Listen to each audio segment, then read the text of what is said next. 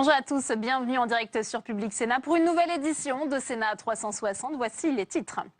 Le département de l'Essonne est dans le rouge et pourrait ne pas verser les aides sociales dans les prochains mois. Avant d'en débattre avec nos invités sur ce plateau, écoutez les explications de Stéphane Amalian.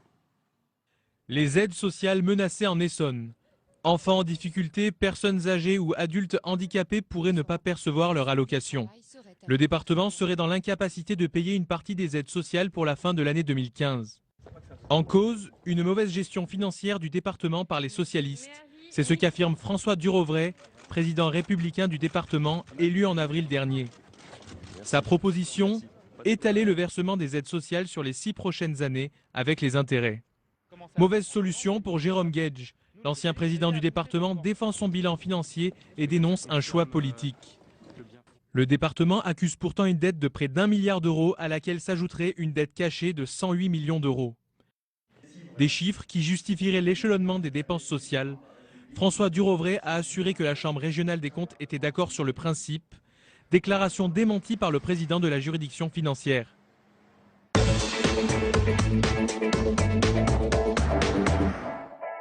Et on ouvre le second débat de Sénat 360 avec nos invités qui m'ont rejoint sur ce plateau. J'accueille Jérôme Guedj. Bonjour, vous êtes conseiller départemental de l'Essonne, membre du bureau national du Parti socialiste. Merci d'être avec nous. Face à vous, François Durovray, bonjour. Vous êtes le nouveau président du conseil départemental de l'Essonne. Et Guillaume Quercy, également sur ce plateau. Bonjour, vous êtes directeur en Ile-de-France de l'Union régionale interfédérale des œuvres et organisations privées, sanitaires et sociaux, l'URIOPS. Merci d'avoir accepté notre invitation. Peut-être un mot pour commencer, François Durovray. Quand avez-vous pris cette décision de ne plus verser les aides sociales? Quand avez-vous découvert la situation financière de votre département? Je n'ai jamais pris la décision de ne plus verser les aides sociales. Il y a simplement une situation qui a été révélée, et d'ailleurs sur laquelle M. Guedj est parfaitement d'accord. C'est que depuis plusieurs années, le département ne prévoyait pas le budget suffisant pour payer l'ensemble des factures. 11 mois seulement. Et donc au fil des années, il y a eu 108 millions d'euros de factures impayées, de dettes cachées. Et simplement, ce que nous avons dit et écrit, c'est qu'en 2016, nous allons rétablir la sincérité du budget, c'est-à-dire prévoir de quoi payer les 12 mois de factures, mais que nous ne pouvions pas d'un seul coup rembourser 5 années d'irresponsabilité sur la dette cachée, des 108 millions d'euros. Ouais. Alors peut-être la réponse de Jérôme Guedj. Vous étiez donc ancien président du Conseil général de l'Essonne.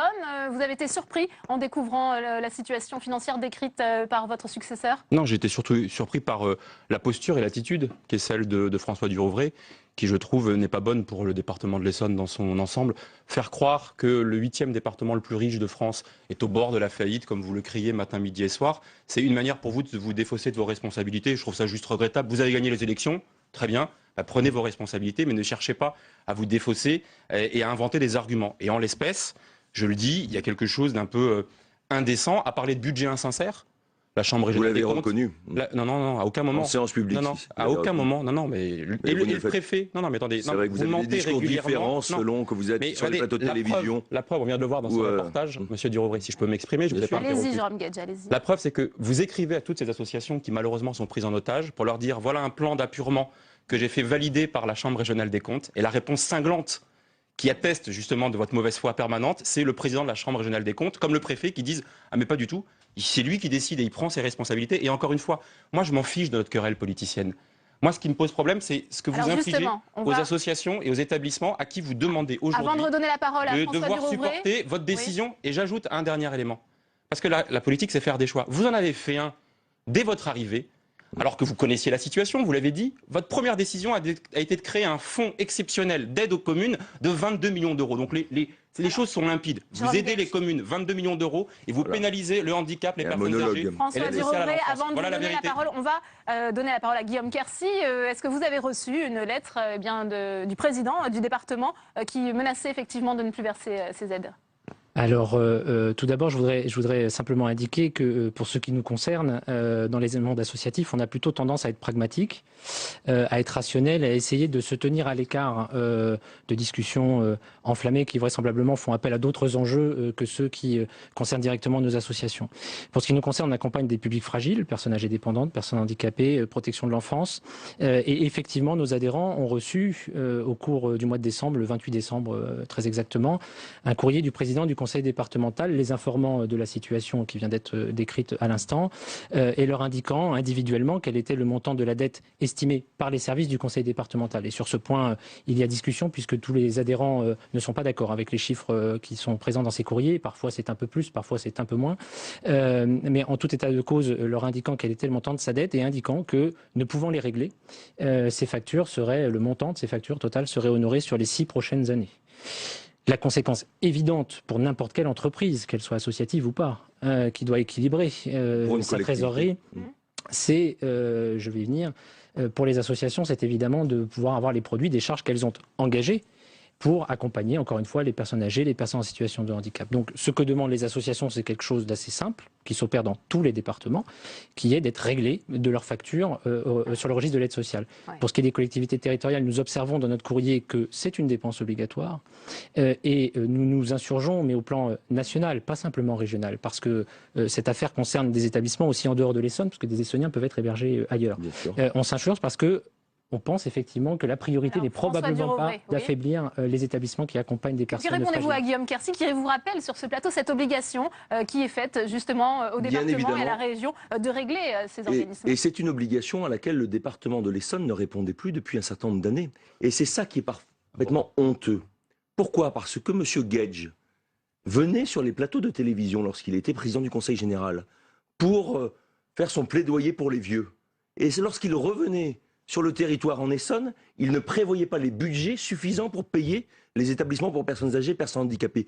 C'est marqué, il y a 108 millions d'euros, et simplement, il a été acte de cette situation au mois de septembre dernier, et la majorité, qui est responsable, c'est-à-dire qu'elle se rend bien compte des difficultés des associations pour personnes âgées, personnes handicapées, fait face à cette situation qui a été léguée par nos prédécesseurs, et simplement, nous disons aux associations que leur situation, qui s'est considérablement dégradée depuis des années, puisque la dette a enflé d'année en année, dans la mesure où chaque année, il n'y avait que 11 mois de prévu, et bien qu'à partir de 2016, leur situation va s'améliorer, c'est-à-dire que nous prévoyons au budget... solution que de s'attaquer entre guillemets à ce public fragile. Nous prévoyons au budget, mais ce n'est pas moi qui m'attaque, c'est M. Guedj qui n'a pas payé les 108 millions d'euros de factures en direction de ces établissements. Et simplement, à partir de 2016... nous allons prévoir au budget 20 millions d'euros supplémentaires pour pouvoir les payer sur 12 mois. Et simplement, nous disons que nous ne pouvons pas, s'agissant des 108 millions d'arriérés de nos prédécesseurs, les régler d'un seul coup et que nous allons le faire progressivement parce que la situation des associations va s'améliorer ainsi progressivement. Ouais. Jérôme Guedj, est-ce que vous confirmez ce qui vient d'être dit? C'est que cette situation finalement n'est pas nouvelle et qu'il y avait déjà des problèmes pour régler les organismes qui versent ces aides sociales. Non mais les finances des départements, on en parle beaucoup au Sénat, elles sont difficiles, c'est bien connu, la baisse des dotations, la crise économique et sociale, l'augmentation des allocations comme le RSA. Mais après, chacun prend ses responsabilités. Et bien la preuve que M. Durouvray invente aussi encore des choses, c'est que on ne s'est jamais retrouvé autour de ce plateau avec M. Quercy se plaignant de factures non payées par le Conseil général. Nous avions toujours trouvé les solutions et le moyen, quitte à décaler dans le temps. Et je le reconnais. Mais ce décalage dans le temps, il ne pénalisait pas les associations. Au pire, elles étaient payées 1 mois, 2 mois ou 3 mois. Et si vous aviez pris la même décision, vous auriez pu, encore aujourd'hui simplement... Elles n'étaient plus payées à partir du mois d'août. Vous avez beaucoup d'associations sont en difficulté. Ce n'est pas vrai. Et m'ont écrit. Vous voyez, je vais vous dire une chose. La seule différence... Elles étaient mises en difficulté par votre politique. Monsieur Durouvray, mais la seule différence, c'est qu'aucune n'avait entamé une procédure, aucune n'avait saisi le département ou le tribunal des affaires sociales, aucune, parce que c'était une démarche négociée avec quelques-unes d'entre elles, quand vous, aujourd'hui, vous vous en prenez à 600 associations, petites et grandes, associations d'aide à domicile pour des personnes âgées, et c'est scandaleux. Et le dernier point que je veux ajouter, c'est qu'en plus, ça a un effet d'image désastreux. Notamment à l'extérieur du département. Vous connaissez la situation. Moi, j'ai 2 résidents qui viennent d'un établissement pour personnes handicapées de ma ville, Massy, qui devait être pris en charge, handicapés mentaux vieillissants, dans un département extérieur dans un établissement. Quand cet établissement a reçu le courrier, en disant, bah voilà, quelle a été sa réaction? L'Essonne est mauvais payeur, non merci, nous ne prenons pas. C'est le résultat de votre politique, monsieur Gage. Non, c'est votre choix. De votre politique. Si j'étais aux responsabilités, il n'y aurait pas eu cette situation. Les factures non payées, c'est vous qui ne les avez pas payées, monsieur Gage. On va demander à Guillaume Quercy quelle était la situation avant votre élection. Bien sûr. C'est assez. C'est pourtant ce qui a été mis dans un audit que monsieur mais ni a le reconnu. préfet, ni la Chambre régionale des comptes. On va demander à Guillaume Quercy qui pourra peut-être nous éclaircir sur ce point. Est-ce que finalement, avant l'élection de monsieur Durovray, la situation était identique? Il y avait déjà eu des cas de difficulté de paiement. La difficulté de l'exercice ce soir, c'est la rhétorique politique à laquelle nous, on essaye d'échapper. On essaie d'être concret. Et j'avais veillé à vous épargner. Dans le concret, nous n'avons pas été sollicités jusqu'à présent sur des délais de paiement qui seraient excessifs. Je reste factuel. Oui. Nous n'avons pas été collectivement saisis. Je préciserai. Nous n'avons pas été collectivement saisis de délais de paiement significativement au-delà de ce que l'on connaît dans tous les départements qui sont de l'ordre de 2-3 mois sur les paiements de facturation de l'aide sociale. Mais je parlais d'éléments rhétoriques parce que on mélange un peu tout. C'est-à-dire que là, on parle de non-règlement de facturation et donc d'un poids immédiat sur les trésoreries des associations, mais auquel il faut ajouter un élément clé qui est l'appauvrissement des associations par les différentes politiques publiques menées par les différents gouvernements successifs, quelle que soit leur majorité, et dans beaucoup de collectivités départementales, et qui effectivement amènent à... Quelles vont être les conséquences, par exemple, pour vous, pour les organismes que vous représentez? Il faut être très concret. Une association qui a payé son personnel en septembre, octobre, novembre, décembre, qui a acheté l'alimentation pour la restauration collective, qui a réglé ses loyers, etc., a avancé de l'argent sur sa trésorerie. Elle facture le département pour pouvoir avoir les produits qui correspondent, et elle les attendait là en janvier, février et mars, et elle ne les aura pas. Alors, et que cette situation, dans le courrier que vous adressez, pour le moment, elle ne les aura pas. Si vous nous apprenez que finalement vous allez régler les factures dans les délais habituels, j'en serai le premier. Peut-être une bonne nouvelle sur ce plateau. Vous entendez pas de bonne nouvelle ou de mauvaise nouvelle. Oui. Monsieur Gage est d'accord pour dire qu'il y avait décalage, c'est-à-dire qu'il ne payait pas dans l'année où il fallait. Donc depuis des années, quelques-unes. Depuis des années, il présentait un budget insincère avec 11 mois de budget ne permettant pas de payer la totalité des dépenses.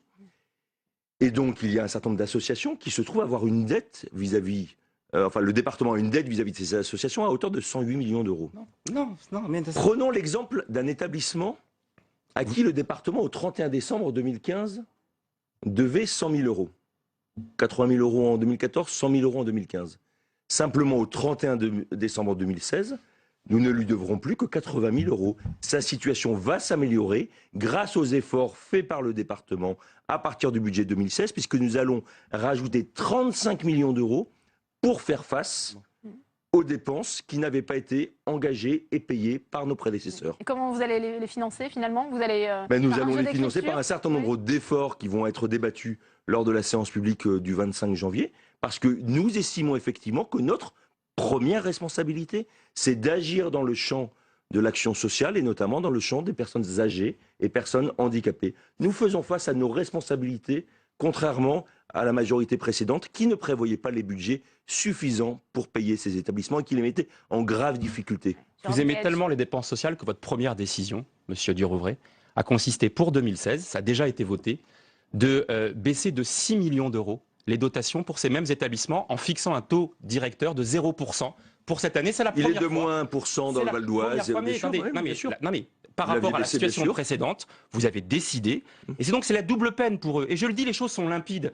2 décisions, décalage de paiement, ça met en difficulté, baisse de 6 millions d'euros de leur budget, et dans le même temps, vous avez fait un autre choix, augmentation de 22 millions d'euros de l'aide en investissement aux communes, qui est une dépense facultative pour le Conseil général de l'Essonne. Les choses sont claires, vous préférez subventionner des rénovations de trottoirs, et des gymnases plutôt que vos dépenses sociales. Voilà. Monsieur Gage confond une dépense récurrente qui se répète d'année en année en faveur des établissements. Vous avez fait un choix d'une dépense qui se fait qu'une seule fois en faveur des communes. C'est vous-même, dans votre plan d'économie, vous avez dit on économise 6 millions d'euros sur les handicapés et les personnes âgées pour financer 22 millions d'euros pour les communes. C'est vous qui l'avez écrit. Plan d'économie pour financer le plan de relance. On arrive bientôt au terme de ce débat. Des économies sur les personnes âgées et les dépenses sociales pour financer les communes. C'est votre choix.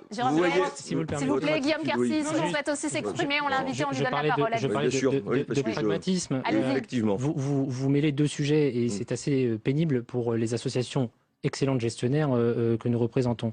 Vous confondez trésorerie et la notion du budget. Et que, en l'occurrence, ce que l'on demande, c'est que les liquidités arrivent pour régler les factures qui ont été payées. Ce qui est un autre sujet que celui des budgets qui sont accordés. Mais sur ce second sujet, j'observerai qu'effectivement en Essonne, l'attention est particulièrement soutenue avec des crédits qui sont maintenus à équivalence d'une année sur l'autre, avec des charges qui, elles, sont particulièrement dynamiques.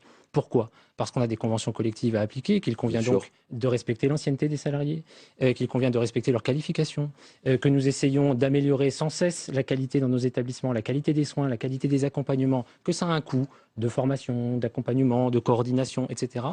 Que l'État, les pouvoirs publics, les collectivités territoriales sont très exigeants, à juste titre, car les personnes que nous accompagnons ont le droit à cette exigence. Bien sûr. Il faut que derrière les crédits suivent, et en l'occurrence, en termes budgétaires sur 2016, on est extrêmement inquiets, car les crédits ne sont pas à la hauteur des besoins du secteur. Comme sur l'ensemble des départements, et c'est la problématique plus générale sur laquelle nous pouvons nous rejoindre, de baisse des dotations de l'État d'un côté et d'augmentation des dépenses sociales. C'est l'équation à laquelle les départements doivent... Beaucoup. Mais avec des choix criminels. D'être venus vous expliquer sur ce plateau. Merci infiniment.